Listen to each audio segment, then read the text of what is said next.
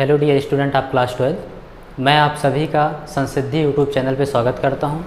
हम लोग class 12 physics की सीरीज में आज आगे बढ़ेंगे।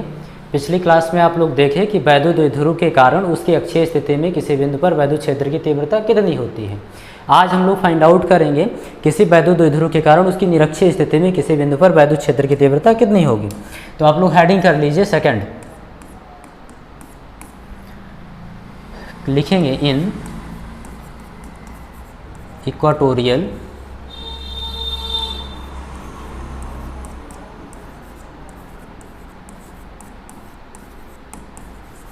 पोजीशन, या फिर इसी को बोलते हैं ब्रॉड साइड ऑन पोजीशन।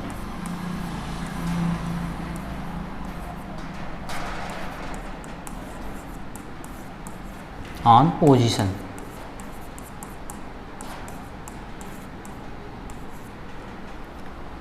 ठीक। हिंदी में लिखेंगे निरक्षीय या अनुप्रस्थ स्थिति।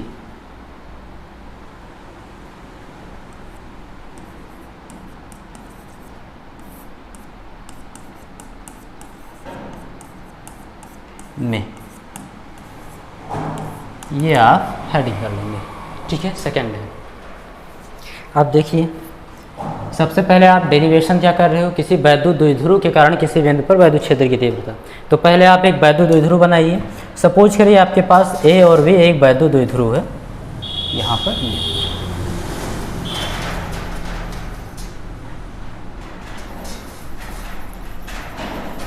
क्या है, ए और बी, दो बिंदु आवेशों का निकाय होता है वैद्युत द्विध्रुव, आप जानते हैं। और अगर ये वैद्युत द्विध्रुव है तो एक पर माइनस क्यू, मीन्स दोनों पर समान परिमाण के आवेश होंगे जैसे, और किंतु विपरीत प्रकृति के। तो अगर यहाँ माइनस क्यू है तो यहाँ प्लस क्यू होगा। इन दोनों के बीच की जो डिस्टेंस होगी, अल्प दूरी हम लोग 2l मानते हैं। अगर इस वैद्युत द्विध्रुव का मध्य बिंदु आपको पता हो कि यहाँ पर है कि ये O, दोनों बिंदुओं को मिलाने वाली रेखा खींच दीजिए एक,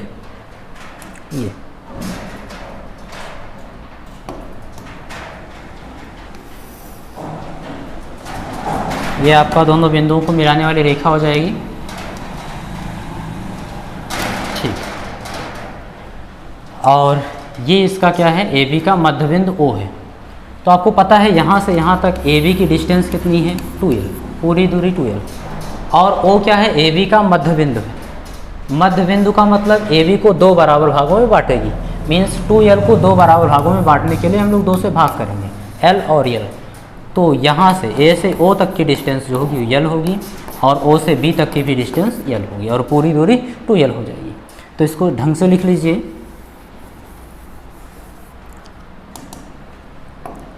डिस्टेंस लिख दीजिए A से O तक की डिस्टेंस ये, और O से B तक की डिस्टेंस ये।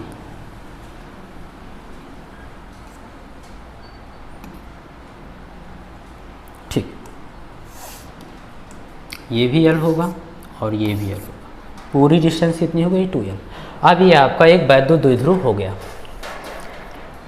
लैंग्वेज में लिखेंगे, माना एक वैद्युत द्विध्रुव AB जिस पर माइनस क्यू व प्लस क्यू आवेश एक दूसरे से 2l दूरी पर किसी ऐसे माध्यम में स्थित है जिसका परावैद्युतांक कैपिटल K है। बात क्लियर हुई। अब इनके बीच की दूरी 2l थी, इसका मध्य बिंदु O मान लिया। आप दोनों बिंदु आवेशों को मिलाने वाली जो रेखा होती है वो द्विध्रुव की अक्ष कहलाती है। डॉटेड लाइन जो खींची गई है ये AB का अक्ष है। आपको करना क्या है, निरक्ष में आपको फाइंड आउट करना है किसी बिंदु पर वैद्युत क्षेत्र की तीव्रता। तो देखिए निरक्ष क्या होता है, तो अक्ष के लंबवत AB को दो बराबर भागों में बांटने वाली रेखा, यानी कि AB की लंबार्धक रेखा, AB पर लंब हो और AB का अर्धक करे, उस रेखा को हम लोग बोल देते हैं निरक्ष। उसको भी खींच दीजिए। सपोज करिए ये आपका वैद्युत द्विध्रुव का निरक्ष है,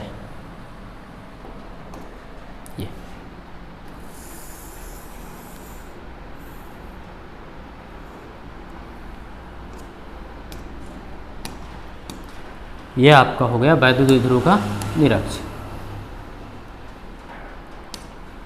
ये लाइन देखिए, ए बी पर क्या है, लंब है और मध्य बिंदु से होकर जा रहा है, यानी ए बी को अर्धक कर रहा है, ए बी का अर्धक कर रहा है, आधा इधर आधा इधर, दो बराबर भागों में बांट भी रहा। तो ये लंबार्धक रेखा ही क्या हुआ, निरक्ष हो गया। अब इस रेखा के किसी बिंदु पर वैद्युत क्षेत्र की तीव्रता आपको फाइंड आउट करनी है। अनुप्रस्थ क्यों बोलते हैं, किसी भी चीज़ के लंबाई के लंबोत दिशा में जब लाइन खींची जाए तो अनुप्रस्थ होती है। आप लोग बहुत पढ़ेंगे अनुप्रस्थ काट का क्षेत्रफल या अनुप्रस्थ काट किसी चीज़ का क्रॉस सेक्शन। मान लीजिए कोई ये आपका दंड है यानी बार है, लंबाई ये हुई, लंबाई के लंबोत दिशा में जब इसको आप काटेंगे तो ये इसका होगा अनुप्रस्थ, अनुप्रस्थ काट। और जब लंबाई की दिशा में काटते हैं ये, तो ये होता है अनुदैर्ध्य काट। तो इसीलिए जब लंबाई के अनुदिश आप किसी रेखा के किसी बिंदु पर वैद्युत क्षेत्र की तीव्रता फाइंड आउट करते थे, तो ये तो अक्ष हो गया, या फिर इसी को क्या बोलते थे, अनुदैर्ध्य बोलते थे, अक्षीय स्थिति या अनुदैर्ध्य स्थिति। अब लंबाई के लंबोत दिशा में कोई लाइन खींची गई है तो उसको निरक्ष या फिर अनुप्रस्थ बोलते हैं। तो ये चीज़ याद रखोगे तो आपको आसानी होगी समझने में चीज़ें। ठीक है, चलो हमारा उद्देश्य क्या है, इस रेखा पर यानी निरक्ष में किसी बिंदु पर वैद्युत क्षेत्र की तीव्रता फाइंड आउट करना। कोई एक पॉइंट सेलेक्ट कर लो इस रेखा पर, तो हम सपोज करेंगे यहाँ पर कोई एक बिंदु है P, कोई एक बिंदु है P और उस पर आपको वैद्युत क्षेत्र की तीव्रता ज्ञात करनी है।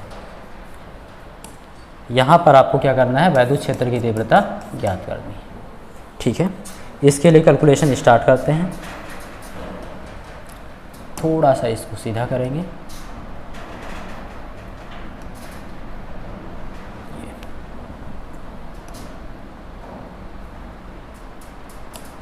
ठीक है, इस बिंदु पे आपको ज्ञात करना है। ओके,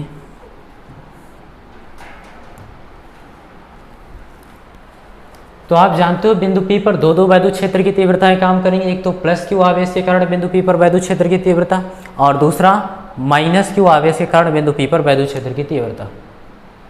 तो दोनों की तीव्रताएं हम लोग कैलकुलेट कर लेंगे। और कैलकुलेट करने से पहले आपको एक चीज़ पता होना चाहिए, किसी बिंदु आवेश के कारण किसी बिंदु पर वैद्युत क्षेत्र की तीव्रता।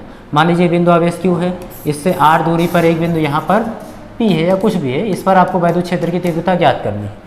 तो वो आप पहले डेरिवेट कर चुके हो, 1/4 पाई एप्सिलॉन नॉट, अगर पर माध्यम का परावैद्युतांक K है तो K लिखेंगे, इंटू वो आवेश तथा दोनों बिंदुओं के बीच की दूरी का वर्ग, मीन्स ये आपका फार्मूला होगा। यानी जिस बिंदु आवेश के कारण ज्ञात कर रहे हैं और जिस बिंदु पर ज्ञात कर रहे हो, उन दोनों के बीच की दूरी आपको चाहिए। तो यहाँ पर देखो आवेश तो पता है, और B के कारण जब आप P पर ज्ञात करोगे तो BP डिस्टेंस आपको चाहिए। इसी तरह से A के कारण P पर ज्ञात करोगे तो AP डिस्टेंस आपको भी चाहिए। तो ये दूरी आपको निकालनी होगी। पहले फिगर में बना दीजिए, आपको ये डिस्टेंस आपको फाइंड आउट करनी होगी, BP और AP। चलो एक बार मैं फिगर पूरा एकदम समझा दे रहा हूँ। लैंग्वेज आप लोग लिख लेंगे, बोलेंगे, लैंग्वेज में लिखेंगे।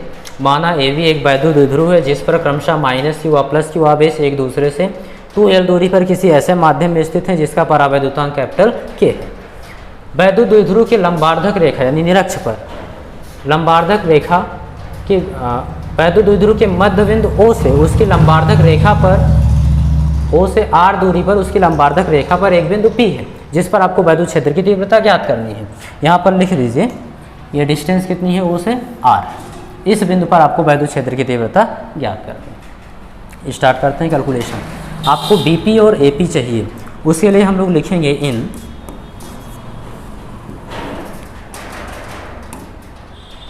देखिए ट्रायंगल AOP। हम AOP की बात कर रहे हैं। आप देखेंगे ये लंब था, यानी यहाँ 90 डिग्री का एंगल होगा और यहाँ भी 90 डिग्री का एंगल। ठीक है, ये समकोण त्रिभुज है और समकोण त्रिभुज में हम पाइथागोरस प्रमेय लगा सकते हैं। तो पाइथागोरस प्रमेय के अकॉर्डिंग है क्या कि किसी भी एक बड़ी भुजा का वर्ग, समकोण त्रिभुज की किसी एक बड़ी भुजा का वर्ग शेष दो छोटे भुजाओं के वर्गों के योग के बराबर होता है। तो समकोण त्रिभुज में सबसे बड़ी भुजा होती कौन सी है? 90 डिग्री के सामने की जो भुजा है, मीन्स यहाँ पर देखो 90 डिग्री के सामने की भुजा AP है, ये सबसे बड़ी भुजा हो गई। शेष दो छोटी भुजाएं OP और OA हो गई। तो AP का वर्ग आप करेंगे तो OP और OA के वर्ग के योगफल के बराबर होगी। तो लगा दीजिए, लिख दीजिए यहाँ पर AP square is equal to OP square plus OA square. Value put करिए, OP की वैल्यू कितनी है? R, OA की value L, R square plus L square. ये किसकी वैल्यू आ गई? AP square. चलो AP स्क्वायर की वैल्यू आपको मिल गई। दोनों पक्षों का वर्गमूल ले लो तो आपको AP की वैल्यू भी मिल जाएगी। AP under root R square plus L square.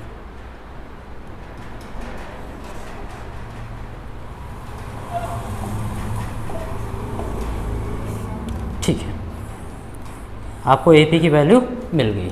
कितना है भैया? Under root R square plus L square. ये ऐसे ही हम निकाल लेंगे BP की वैल्यू। तो इस ट्रायंगल में आ जाओ, लिख देंगे इन ट्रायंगल BOP एक समकोण त्रिभुज है। समकोण त्रिभुज में पाइथागोरस थ्योरी लगाएंगे।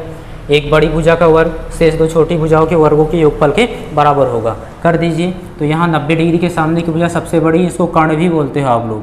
तो BP square OP square plus OB square. Value put करिए, OP की वैल्यू R, OB की वैल्यू L, मीन्स आपको BP स्क्वायर की वैल्यू मिल गई। BP square is equal to R square plus L square. ये या फिर दोनों पक्षों का वर्गमूल लेंगे तो BP बराबर under root R square plus L square. ठीक है, ये R square plus L square, ये इसकी वैल्यू होगी। बात क्लियर है? ठीक है, इसको थोड़ा सा यहाँ पर छोटा कर लेंगे। और ये चीज़ आप डायरेक्ट भी लिख सकते हो, आपके डेरिवेशन का हिस्सा नहीं है। अगर आप एग्ज़ाम में जानते हो तो डायरेक्ट लिख सकते हो।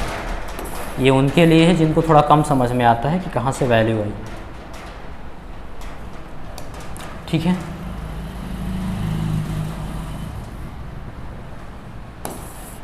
एक मिनट।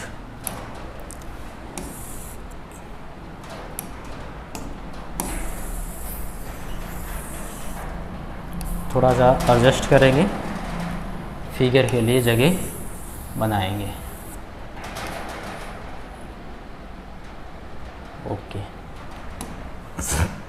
ध्यान देंगे। अब आपको AP भी मिल गया और BP भी मिल गया। तो बिंदु आवेश A के कारण यानी -Q के कारण P पर वैद्युत क्षेत्र की तीव्रता, बिंदु आवेश B के कारण यानी +Q के कारण बिंदु P पर वैद्युत क्षेत्र की तीव्रता फाइंड आउट कर सकते हो। तो स्टार्ट करिए।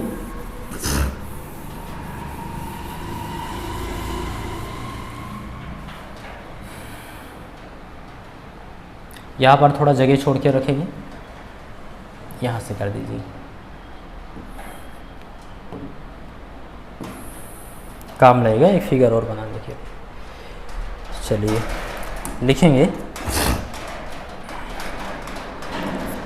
+Q आवेश के कारण +Q आवेश के कारण बिंदु P पर वैद्युत क्षेत्र की तीव्रता।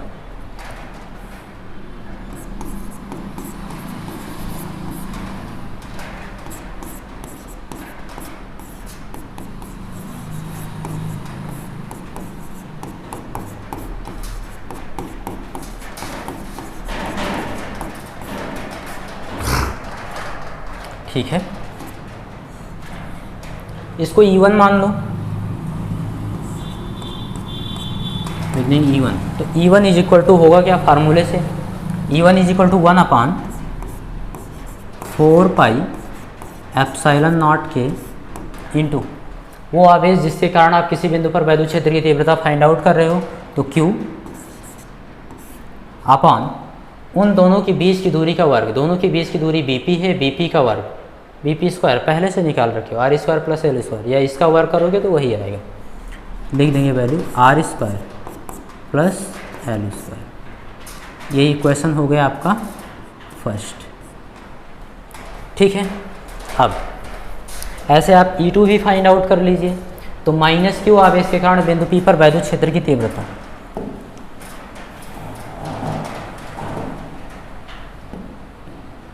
लिखेंगे माइनस Q आवेश के कारण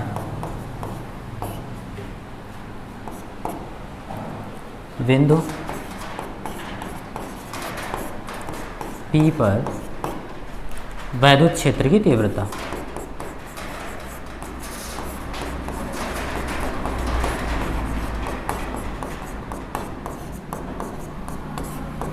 ठीक है,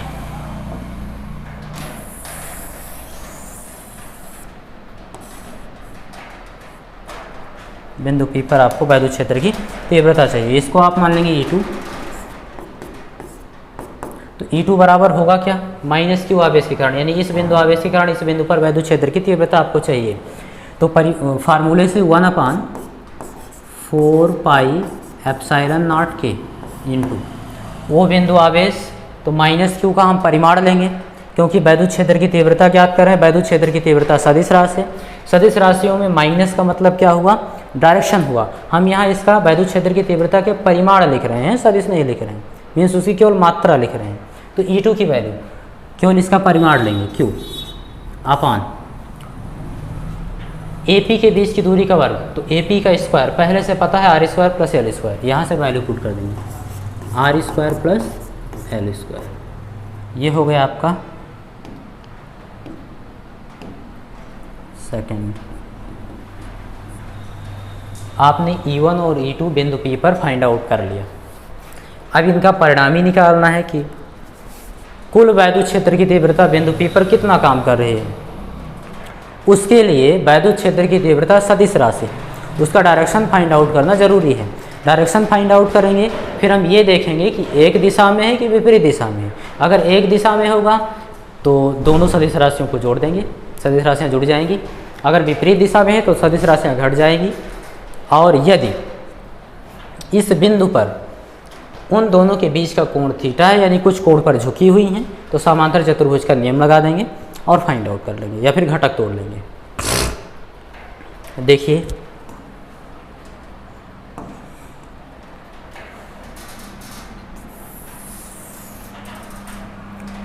एक मिनट, पहले हम E1 और E2 की डायरेक्शन फाइंड आउट करते हैं। तो किसी भी बिंदु पर वैद्युत क्षेत्र की तीव्रता ज्ञात करने के लिए हम लोग उस पर प्लस 1 कूलम टेस्ट चार्ज रख देते हैं। अब ये टेस्ट चार्ज जिस दिशा में जाएगा वैद्युत क्षेत्र की तीव्रता उस डायरेक्शन में हो जाएगी। प्लस Q आवेश के कारण बिंदु P पर वैद्युत क्षेत्र की तीव्रता देखिए क्या होगी, ये भी प्लस है, ये भी प्लस है, प्लस वाला प्लस को दूर भगाएगा और मिलाने वाली रेखा BP को मिलाने वाली रेखा के अनुदिश ही भगाएगा। मीन्स प्लस 1 कूलम इधर की ओर जाएगा तो वैद्युत क्षेत्र की तीव्रता भी इधर की ओर होगी।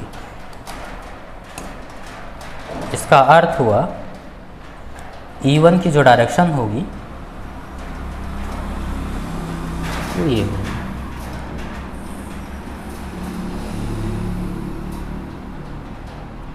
ठीक है, ओके, यहाँ लिख देंगे E1।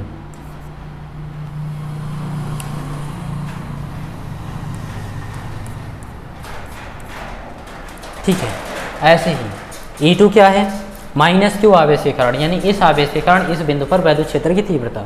तो माइनस Q प्लस 1 कूलम को अपनी ओर खींचेगा, मीन्स प्लस 1 कूलम इस तरफ आएगा और मिलाने वाली रेखा के अनुदिश आएगा। तो जो प्लस माइनस Q आवेश के कारण बिंदु P पर वैद्युत क्षेत्र की तीव्रता होगी वो माइनस Q आवेश की ओर ही होगी। और उसकी डायरेक्शन देखिए, ये मिलाने वाली रेखा के अनुदिश। ये क्या होगा भैया, तो ये आपका E2 होगा। बात क्लियर? माइनस, ठीक है। तो E1 और E2 की डायरेक्शन आपको मिल गई, इसको हाईलाइट कर दीजिए। ये हो गया आपका E1, ऐसे ही ये हो गया आपका E2, ठीक है। यहाँ तक बात क्लियर? अब आप देखिए E1 की डायरेक्शन ये है और E2 की डायरेक्शन ये है, ये एक दिशा में नहीं है। समांतर चतुर्भुज का नियम आप लोग पढ़े होंगे वेक्टर में फर्स्ट ईयर में, उसी से हम लोग प्रूफ करते हैं कि इन दो सदिश राशियों के बीच का कोण, ये A है मान लीजिए और ये B है, इनके बीच का कोण अगर थीटा बराबर 0 है तो इनका जो रिजल्टेंट होता है R बराबर आ जाता है A प्लस B, यानी उन दोनों को जोड़ दिया जाता है। अगर 180 होता है तो हम लोग प्रूफ करते हैं R equal to A minus B, यानी उन सदिश राशियों को घटाते हैं, ठीक है। और देखिए यदि इन दोनों के बीच का कोण थीटा 0 नहीं है और 180 नहीं 90 है, तो R बराबर हम लोग प्रूफ करते हैं under root A square plus B square.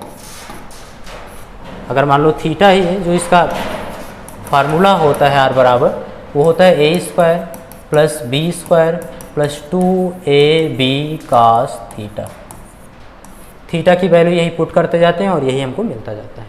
तो इसका मतलब ये होता है जब एक दिशा में हो तो सदिश राशियों को जोड़ दो, और 180 का मतलब विपरीत दिशा में हो तो सदिश राशियों को घटा दो। 90 डिग्री पे हो तो ये कर दो, तो 90 डिग्री पे है तो ये तो पाइथागोरस थ्योरी ही है, ठीक है, ये चीज़। लेकिन यहाँ पर देखो इसमें कैसे सॉल्व करना है आपको, इसके लिए देखिए हम लोग सपोज करेंगे कि यहाँ पे मान लीजिए कोण थीटा है, तो अगर ये कोण थीटा है क्षैतिज के साथ, ये वाली लाइन BP लाइन जो है क्षैतिज के साथ थीटा कोण बना रही है। यहाँ पर एक काम करिए, एक क्षैतिज लाइन खींच दीजिए, ये जो AB के समांतर है,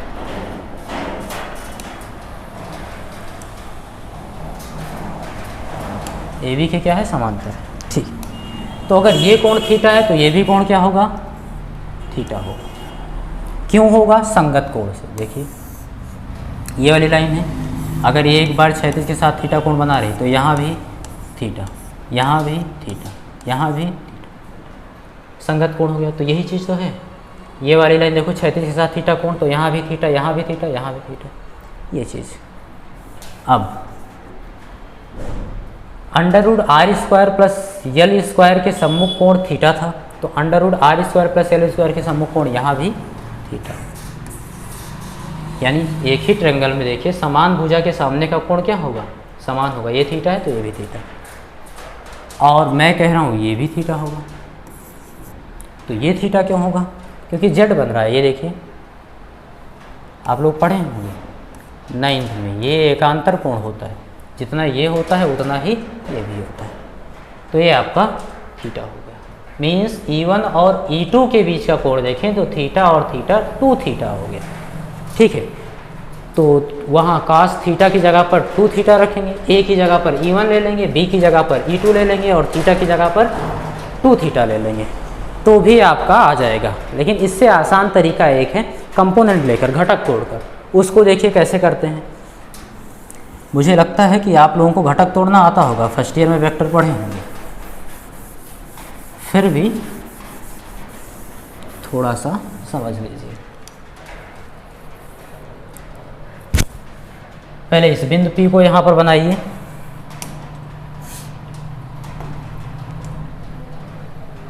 मान लीजिए यहाँ पर क्या है आपका एक बिंदु P है,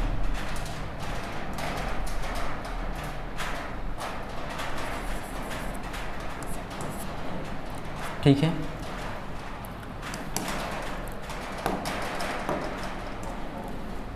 यहाँ बिंदु P पर E1 था, ये क्या है भैया, तो ये E1 है।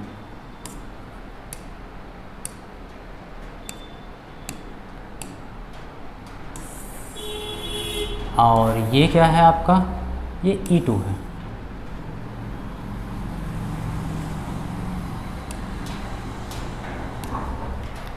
यहाँ लिख दीजिए, ये आपका E1 है और ये आपका E2। एक क्षैतिज रेखा है और उसके साथ ये कोण बना रहे हैं थीटा। ये भी थीटा कोण और ये। अभी हम इसका घटक ले लेंगे। ये पूरा चीज़ यही का यहाँ ले लिए हैं। यहाँ घटक तोड़ते तो फिगर पूरा ख़राब हो जाता, फिर आपको समझ में कम आता है, इसलिए अलग बता रहे हैं। ठीक है, घटक कैसे तोड़ते हैं? मान लीजिए यहाँ पर कोई एक बल काम कर रहा है यह, जो क्षैतिज के साथ थीटा कोण बना रहा है। घटक तोड़ते समय याद रखना, जिसका आप घटक तोड़ रहे हो वो दो भागों में बट जाता है, बराबर नहीं कहेंगे, दो भागों में बट जाएगा। लेकिन ध्यान ये रखना है कि ये बीच में होना चाहिए घटक तोड़ते समय। जैसे इसके दो घटक, आप तो आयताकार घटक की बात कर रहे हैं, वेक्टर में पढ़ोगे, दो घटक तोड़ सकते हैं, एक क्षैतिज और एक ऊर्ध्वाधर। तो एक क्षैतिज, ये क्षैतिज घटक आपका ये हो जाएगा और ऊर्ध्वाधर घटक आपका ये हो जाएगा। ज्यामिति की दृष्टि से ध्यान रखेंगे, ये इसके बराबर होना चाहिए, इसके बराबर होना चाहिए यहाँ पर। ठीक है, आप कह सकते हो क्षैतिज घटक इधर भी तोड़ सकते थे और ऊर्ध्वाधर इधर भी, तो F उधर हो जाता। ठीक है, बीच में रखना है आपको ये चीज़। तो घटक वियोजित करते समय ध्यान रखेंगे। इसको क्या बोलते हैं? हॉरिजॉन्टल कंपोनेंट, इसको वर्टिकल कंपोनेंट, मीन्स क्षैतिज घटक, ऊर्ध्वाधर घटक। इसी का दूसरा नाम क्या है? इसी को हम लोग बोलते हैं समांतर घटक, पैरेलल कंपोनेंट भी बोलते हैं।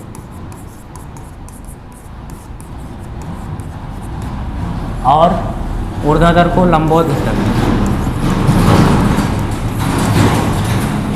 ठीक है, वो चीज़ मेंशन करते हैं कि AB के समांतर घटक, AB के लंबवत घटक, इस तरह से। अच्छा, इसकी वैल्यू क्या होती है तो वो चीज़ देख लीजिए एक बार। ये चीज़ आप प्रूफ करते हो, ये थीटा है, थीटा के सामने के यहाँ देखो 90 डिग्री होगा, 90 डिग्री के सामने की भुजा एक कर्ण हो जाएगी। न्यून कोण जो थीटा लिए उसके सामने की भुजा ये लंब हो जाएगी। जो बच गया है वो आधार होगा। ठीक है, आपको चाहिए क्या? यही आधार ही तो चाहिए। और पता क्या है? कर्ण F है। कर्ण पता है, आधार चाहिए, तो कर्ण और आधार ये किस त्रिकोणमितीय अनुपात में आते हैं? cos थीटा में। जाहिर सी बात है, cos थीटा लगा दो।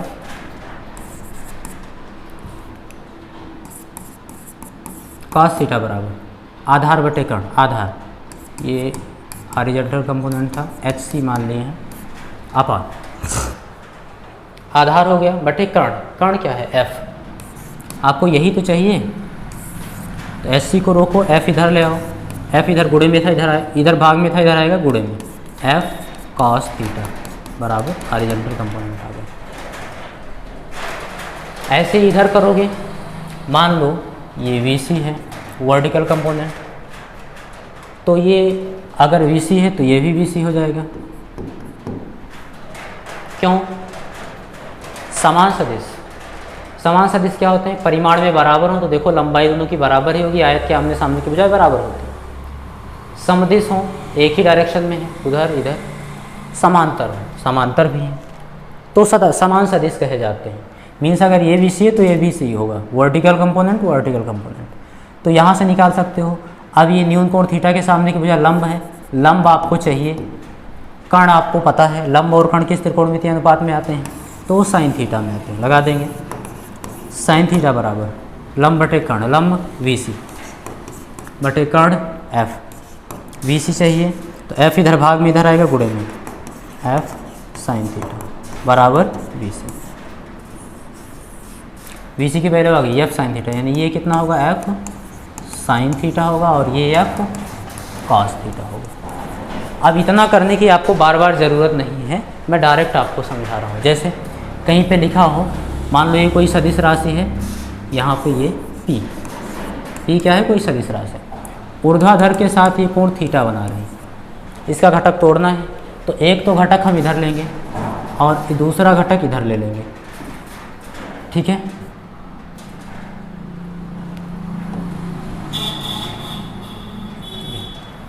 देखो बीच में ही ये पी, ये दो भागों में अपने आप को तोड़ दिया। तो थीटा के पास वाली भुजा आप रट लो, थीटा के पास वाली भुजा कास, यानी पी था तो ये पी कास थीटा, और दूर वाली साइन थीटा। यही आपको बार बार मिलेगा। देखो थीटा के पास कास था, एफ कास थीटा, थीटा से दूर वाली साइन थीटा, यही आपको बार बार मिलेगा। मान लीजिए यहाँ पर कोई सदिश राशि है एफ, और ये क्षैतिज के साथ यहाँ थीटा बना रहा था, यहाँ मान लो ऊर्ध्वाधर के साथ थीटा कोण बना रहा है। तो थीटा के पास वाली भुजा कास, यानी ये घटक होगा इसका एफ कास थीटा, और ये वाला घटक होगा एफ साइन थीटा। मुझे लगता है आपको समझ में आ गया होगा, और समझ में आ गया है तो हम इसका घटक तोड़ना स्टार्ट कर सकते हैं। ये चीज़ आप लोग स्क्रीनशॉट ले लेना। मैं चलो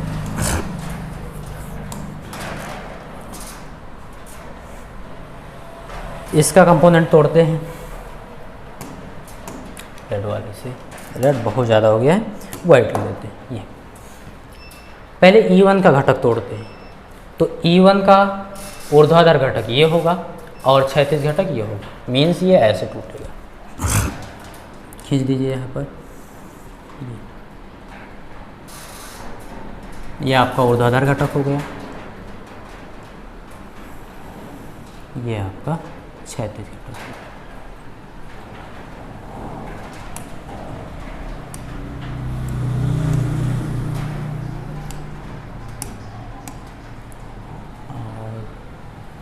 इसको थोड़ा सा ऐसे कर देंगे, आप सीधा, ठीक है।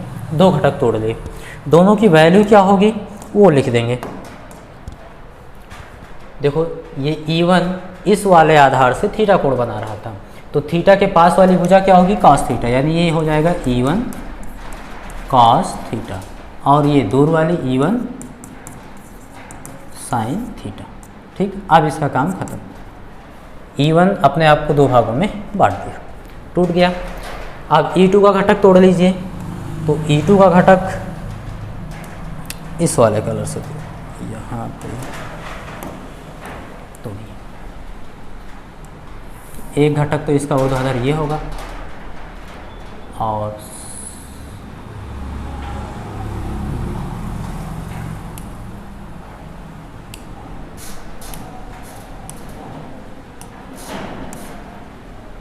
ये इसी पर आएगा, ठीक है। थोड़ा सा ऐसे बना दे रहे हैं ताकि आपको दिखे। ये आपका हो गया ऊर्ध्वाधर, ये ऊर्ध्वाधर घटक हो गया, ये क्षैतिज घटक हो गया। वैल्यू लिख दो सबकी क्या होगी। तो थीटा के पास वाली भुजा ये है, और इसका काम हो गया ख़त्म। थीटा के पास वाली भुजा ये हो जाएगा आपका E2 cos थीटा, और थीटा से दूर ये E2 साइन थीटा। अगर ये तोड़ना आप सीख गए तो बहुत जल्दी सॉल्व हो जाता है। आप देखिए बिंदु P पर इस समय चार वैद्युत क्षेत्र की तीव्रताएं काम कर रही हैं। एक E1 sine theta, E2 sine theta, E1 cos theta, E2 cos theta. Vector E1 E2 गया। बात क्लियर। तो बिंदु P पर चार वैद्युत क्षेत्र की तीव्रताएं काम कर रही हैं।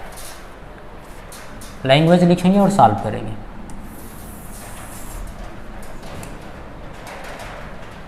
लिख देंगे, चूंकि ये लिखेंगे पहले,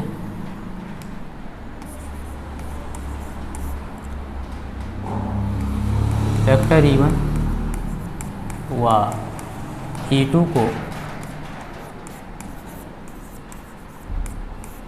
उनके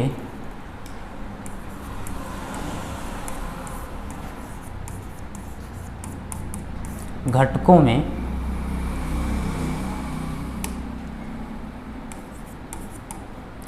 वियोजित करने पर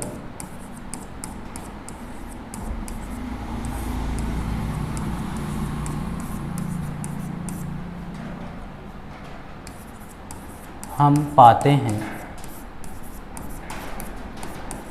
कि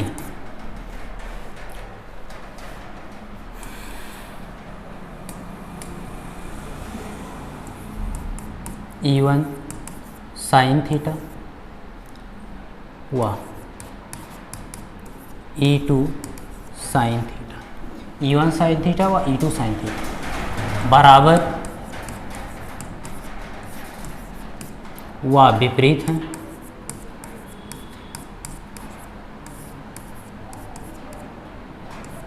इसलिए ये परस्पर एक दूसरे को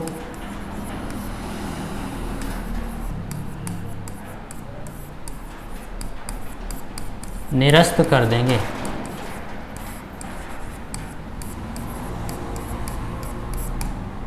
ये चीज़, इस लाइन को समझिए। मैंने कहा है, मैंने लिखा है कि E1 व E2 को उनके घटकों में वियोजित करने पर, E1 और E2 को क्या किया, उनको घटकों में, कंपोनेंट में तोड़ दिए। तो आयताकार घटकों में वियोजित करने पर आपको क्या मिला कि E1 साइन थीटा और E2 साइन थीटा विपरीत दिशा में है और बराबर है। बराबर क्यों है? थीटा की वैल्यू तो दोनों में बराबर है, इसलिए साइन थीटा बराबर हो गए। E1 और E2 को इक्वेशन फर्स्ट और सेकंड से देखिए। E1 की वैल्यू 1/4 के Q अपान R square plus L square. एक चीज़ यहाँ गलत लिखा है, ये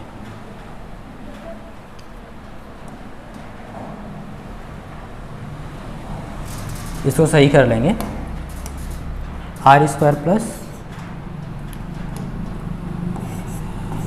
L स्क्वायर, ठीक है। और सेकंड में भी देखिए E2 की वैल्यू भी 1/4 के Q अपान R square plus L square. तो इक्वेशन फर्स्ट और सेकंड से हम लोग देख लिए कि E1 E2 के बराबर है। साइन थीटा पहले ही बराबर था, means E1 sine theta E2 sine theta के बराबर हो गया। यहाँ से ये बराबर हो गया। वह विपरीत है, दिख रहा है। E1 साइन थीटा की डायरेक्शन वो है, E2 साइन थीटा की डायरेक्शन ये, विपरीत भी है।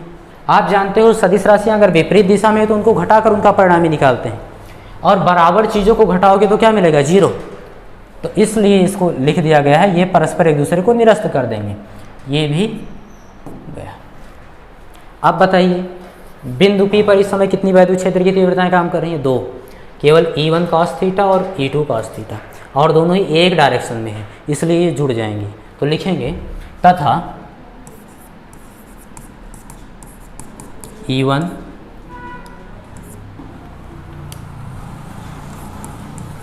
cos थीटा व E2 cos थीटा एक दिशा में होने के कारण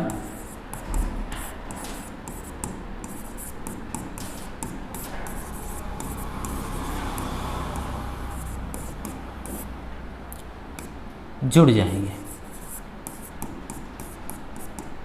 जुड़ेंगे, ठीक है। अतः बिंदु P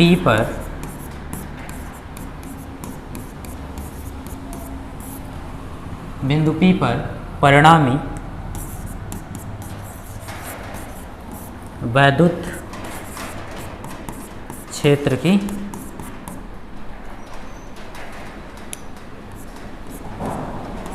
तीव्रता। अब बिंदु P पर यानी यहाँ पर परिणामी वैद्युत क्षेत्र की तीव्रता क्या होगी, उसको आप लोग सपोज कर लीजिए E। क्या सपोज कर लेंगे? E। तो E इज इक्वल टू होगा क्या? E1 cos थीटा और E2 cos थीटा, दो ही तीव्रताएं काम करें, दोनों एक डायरेक्शन में जुड़ जाएंगे। जोड़ दीजिए E1 cos theta plus E2 cos theta, और इनकी डायरेक्शन भी क्या होगी? इनकी डायरेक्शन भी आप लिख सकते हो, दोनों ही इसी डायरेक्शन में है, समान दिशा में जुड़ेंगे, इसी डायरेक्शन में होगा भी। तो यहाँ पर देखो ये जो परिणामी वैद्युत क्षेत्र की तीव्रता की डायरेक्शन होगी वो E होगी इधर की ओर। और ये है क्या? देखो AB के क्या है? समांतर है। AB के समांतर, धन आवेश से ऋण आवेश की ओर, इधर की ओर। तो लिख सकते हो AB के समांतर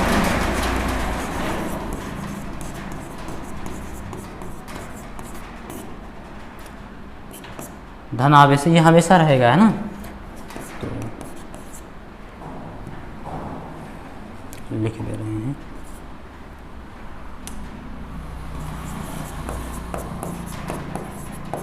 धनावेश से ऋणावेश की ओर।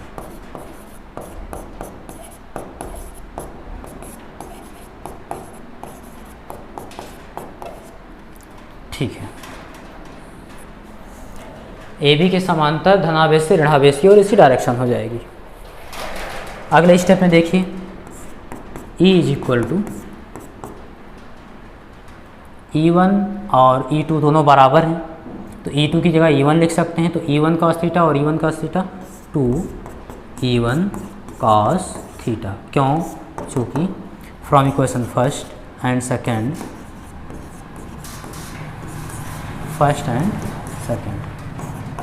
E1 is equal to E2।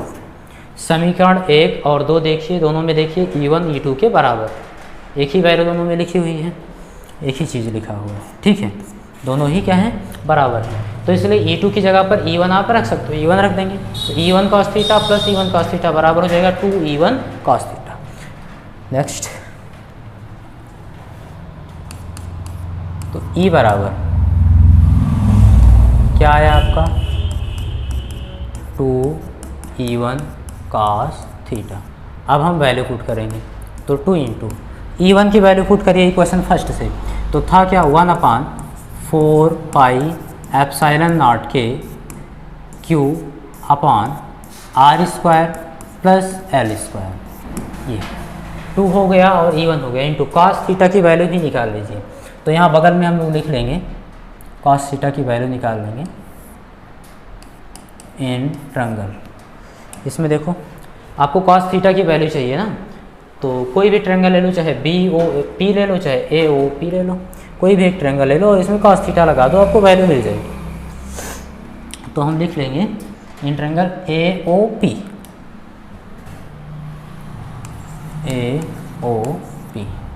इस त्रिभुज में आप लगा रहे हो cos थीटा, ये समकोण त्रिभुज है, तो त्रिकोणमितीय अनुपात cos थीटा की वैल्यू कितनी होगी इसमें? आप जानते हो cos theta is equal to होता है आधार बटे कर्ण। तो AOP में देखो 90 डिग्री के सामने की भुजा आ गई कर्ण, कर्ण आपका है √r² प्लस l²। न्यून कोण थीटा जो आप ले उसके सामने की भुजा लंब, लंब से हमको मतलब नहीं है। जो बच गया वो आधार, OA आधार, आधार कितना है यल, कर्ण कितना है √r² प्लस l²। तो cos थीटा बराबर आधार बटे कर्ण, मीन्स OA बटे AP, OA बटे AP, और OA की वैल्यू है भैया L अपान AP की वैल्यू है √r² प्लस l²। ठीक है, तो यहाँ से देखो cos थीटा की वैल्यू लाके यहाँ पुट कर देंगे L अपान √r² प्लस l² को आप ऐसे लिख सकते हो r² प्लस l² का होल पावर 1/, ध्यान देंगे कहीं पे लिखा हो √a या फिर लिखा हो यहाँ पर 2 यानी सेकेंड रूट ऑफ a, तो इसको लिख सकते हो a⁴ कुछ नहीं लिखा होगा तो भी 2 मानेंगे। कहीं लिखा हो थर्ड रूट ऑफ a यानी क्यूब रूट, तो a⁴ लिख सकते हैं। फोर्थ रूट ऑफ a लिखा हो तो a⁴ लिख सकते हो, इस तरह से। तो यहाँ पर अंडर रूट यानी ये लिखा था, तो a की पावर 1/2 हो गया, ऐसे ही इस पूरे की पावर 1/2 आप लिख सकते हो, लिख देंगे। घातांक एवं करणी में पढ़ लिए होंगे। आगे चलिए, तो अगला स्टेप देखिए, 2 का यहाँ बटे 1 करोगे, अंश का गुणा अंश में, हर का गुणा हर में होगा। 2 का गुणा आप क्यू में कराइए और यल का गुणा भी क्यू में कराइए। तो 1/4 पाई एप्सिलॉन नॉट के 2QL अपान नीचे इसका गुणा इसमें कराइए, इसकी पावर आप देख पा रहे हैं 1 है और इस पूरे की पावर 1/2 है। घातांक एवं करणी के नियम में आप लोग पढ़े होंगे, a⁴m into a⁴n is equal to a⁴m plus n।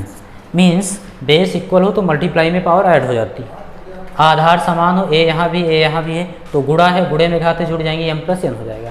ठीक इसी प्रकार से यहाँ भी देखिए आधार r² प्लस l² है, यहाँ भी r² प्लस l² है, इसकी पावर 1 है, इसकी पावर 1/2 है, तो दोनों जुड़ जाएंगे और जुड़कर होंगे क्या? r² plus l²। जब 1 को 1/2 में जोड़ेंगे तो 3/2 आएगा। बात क्लियर, इतना हो गया। आगे 1/4 4 पाई एप्सिलॉन नॉट के इंटू 2QL की जगह हम ले सकते हैं, देखिए, but 2QL is equal to P होता है। P है क्या भैया? द्विध्रुव का आघूर्ण। किसी भी द्विध्रुव का कोई एक आवेश ले लीजिए, आपने द्विध्रुव लिया था, उसका आवेश Q था, और दोनों आवेशों के बीच की दूरी ले लीजिए। आपने जो द्विध्रुव लिया है उन दोनों आवेशों के बीच की डिस्टेंस कितनी है? 2L, तो 2L ले लेंगे और इन दोनों का गुणा कराएंगे तो 2QL, यही उस वैद्युत द्विध्रुव का आघूर्ण होता है, इसे P से लिखते हैं, तो 2QL की जगह पर P लिख देंगे। यहाँ देखिए, तो 2QL की जगह पर P upon R square plus L square to the whole power 3/, ठीक है, E की वैल्यू हो गई। अब लिखेंगे बट यहाँ पे देखिए जो R डिस्टेंस है वो L की तुलना में काफ़ी बड़ा है, लिख सकते हो L is less than R, इसलिए L स्क्वायर R स्क्वायर की तुलना में बहुत छोटा हो जाएगा, मीन्स नगण्य हो जाएगा, नेगलेक्टेड है, छोड़ सकते हो, लगभग 0 के बराबर है उसकी तुलना में, है ना। तो L स्क्वायर R स्क्वायर की तुलना में नगण्य है, अतः L स्क्वायर को छोड़ने पर, ठीक है, तब E बराबर 1/4 पाई एप्सिलॉन नॉट के इंटू P अपॉन, केवल R स्क्वायर बचेगा, L स्क्वायर का कोई मतलब ही नहीं रहा, इसकी तुलना में नगण्य है, छोड़ देंगे। हाँ, इस चीज़ को समझने के लिए ये चीज़ आपको द्विध्रुव की अक्षीय स्थिति में जो डेरिवेशन करवाया हूँ उसमें पूरा डिटेल में समझा दिया हूँ। इसको समझना है तो पिछला लेक्चर ज़रूर देख लीजिएगा, आपको चीज़ें समझ में आ जाएगी कैसे होता है सारी चीज़। तो L स्क्वायर नेगलेक्टेड है, छोड़ देंगे, R स्क्वायर हो गया, और इसकी पावर कितना था? 3/2। घात की घात लगी तो घातों का आपस में गुणा होता है, हम जानते हैं a to the power m to the whole power n is equal to a to the power m into n होता है। तो यहाँ पर ठीक है, ऐसे r के स्क्वायर है और टू दी होल पावर 3/2 है, तो इसका मतलब 2 और 3/2 का गुणा होगा, तो 2 से 2 कट जाएगा, तो यहाँ काट दीजिए, 2 से 2 कट जाएगा, यहाँ 1 बचेगा और 3 का गुणा 1 में होगा, 3 1 कम 3। यहाँ देखिए E is equal to 1/4 pi epsilon not के into P upon R cube. यहाँ तक ये आपका फार्मूला हो गया। मीन्स द्विध्रुव के निरक्षीय स्थिति में किसी बिंदु पर जो वैद्युत क्षेत्र की तीव्रता E होगी वो 1/4 पाई एप्सिलॉन नॉट के इंटू उस द्विध्रुव का आघूर्ण बटे उसके मध्य बिंदु O से निरक्षीय स्थिति में जो बिंदु आप सेलेक्ट किए हो उसके बीच की डिस्टेंस का क्यूब, ये R का क्यूब। बात क्लियर है? इससे आप फाइंड आउट कर लेंगे। एक चीज़ और यहाँ लिख लो, और फॉर ईयर आर वैक्यूम निर्वात अथवा वायु के लिए आप जानते हो K इज इक्वल टू 1 होता है, तो K की वैल्यू यहाँ 1 पुट करेंगे, तो इसलिए E is equal to 1/4 pi epsilon naught, K का मान 1 रखोगे, गुणा कराओगे, इतना ही रहेगा, into P upon R cube. ये आपका फार्मूला आ गया, ठीक है। एक चीज़ इसमें ध्यान दीजिए, 1/4 पाई एप्सिलॉन नॉट क्या है? इलेक्ट्रोस्टैटिक कांस्टेंट है, मीन्स स्थिर वैद्युत नियतांक है, जिसकी वैल्यू आपको पहले से पता है, फिक्स होती है 9 × 10⁹ न्यूटन मीटर स्क्वायर पर कूलम स्क्वायर। तो ये चीज़ तो फिक्स हो गई। P भी फिक्स होता है, जो आप द्विध्रुव लिए हो, ये P है क्या? इस द्विध्रुव का कोई एक आवेश, दोनों आवेश बराबर है, क्यों? उनके बीच की दूरी 2L, ना आवेश बदलने वाला है ना उनके बीच की डिस्टेंस बदलने वाली है, तो इसलिए क्या हुआ, जो द्विध्रुव आघूर्ण P था ये भी फिक्स हो गया। ये भी क्या हुआ आपका? फिक्स हो गया। ये भी नियत हो गया। तो E किस पर निर्भर कर रहा है? R क्यूब पर निर्भर कर रहा है। और कैसे निर्भर कर रहा है? तो इन्वर्सली प्रोपोर्शनल है, means E is inversely proportional R cube. R cube के व्युत्क्रमानुपाती क्रमानुपाती होता है। ये चीज़ आप नोट कर सकते हैं। आप इसका स्क्रीनशॉट ले लीजिए और इसका भी स्क्रीनशॉट ले लीजिए।